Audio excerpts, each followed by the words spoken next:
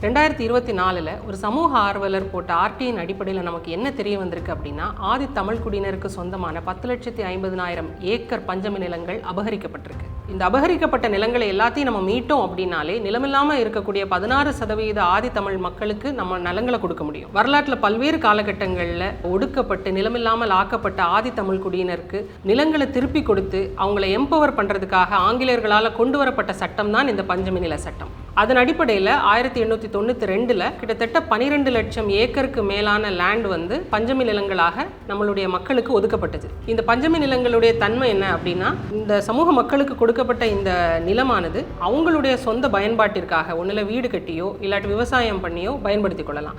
10 வருடங்களுக்கு கொடுக்கப்பட்ட லேண்ட் யாருக்குமே அவங்களால விற்கவோ வாங்கவோ முடியாது. அப்படியே விற்கணும்னு நினைச்சா கூட 10 வருடங்களுக்கு அப்புறம் தான் அதே சமூக பிரிவுக்குள்ள இருக்கிறவங்களுக்கு விற்க முடியும். இவ்வளோ கடுமையான சட்டங்கள் இருந்த போதிலும் கிட்டத்தட்ட ஒரு 10 லட்சம் ஏக்கருக்கு மேலான லேண்ட் அபகரிக்கப்பட்டுருச்சு. இப்போ யாருக்கு இந்த லேண்ட் ஓன் பண்ணணும் அப்படின்னு நினைக்கிறோமோ அவங்க கிட்ட இருக்கிறது என்னவோ மிக மிக குறைவான லேண்ட் தான் இருக்குது.